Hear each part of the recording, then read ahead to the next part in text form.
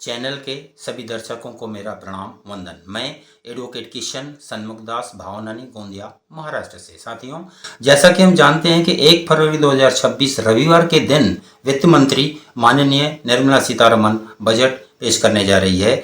रविवार के दिन यह बजट दूसरी बार पेश हो रहा है। इसके पहले 27 फरवरी 2099 के दिन, यानी आज से 27 साल पहले माननीय वित्त मंत्री यशवंत सिन्हा ने रविवार के दिन बजट पेश किया था। उसके बाद अभी 1 फरवरी 2026 के दिन रविवार के दिन बजट पेश हो रहा है।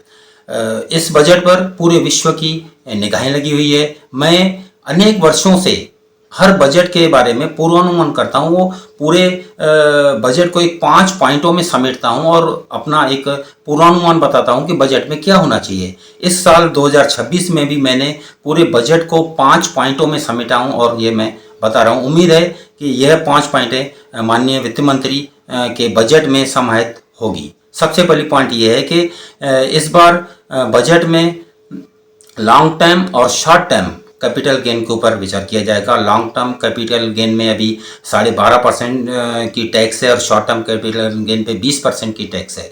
मेरा मानना है कि इन दोनों टैक्सों को कम किया जाएगा या उनकी इनिशियल बेसिक जो टैक्सेशन लिमिट है, जैसे शॉर्ट टर्म में कुछ भी नहीं है, नील है, और लॉन्ग टर्म में 1.25 लाख रुपए है, तो इनकी बेसिक लिमिटेशन बढ़ाई जा सकती है। मेरा ऐसा अनुमान है। दूसरा मेरा अनुमान है कि सेक्शन 80C, 80D और होम लोन के ऊपर विचार किया जाएगा। जैसे 80C की अभी लिमिट है 1.5 लाख रुपए, तो उसे 2 लाख या 2.5 लाख रुपए किया जा सकता है। 80D की जो लिमिट है 25,000 रुपए, उसे बढ़ाकर 50,000 रुपए किया जा सकता है।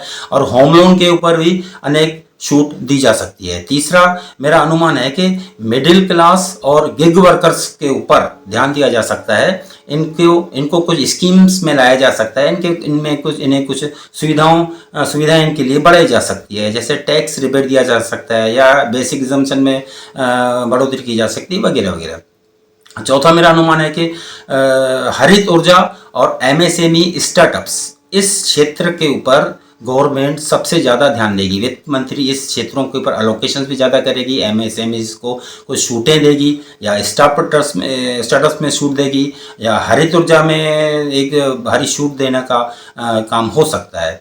चौथा मेरा अनुमान है कि सेक्शन 87A, उसमें भी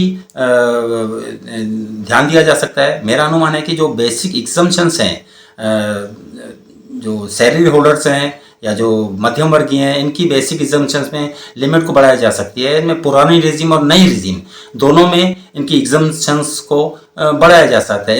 इस तरह हम देखते हैं कि हर साल जो छूट के दायरे रहते हैं अलग अलग रहते हैं। उम्मीद है मेरे ये टैक्स का जो मैंने अनुमान किया हूँ यह पूरा हो सकता है। बाकी तो हमें 1 तारीख को सवेरे 11 बजे ये चीज़ें पता चल जाएगी।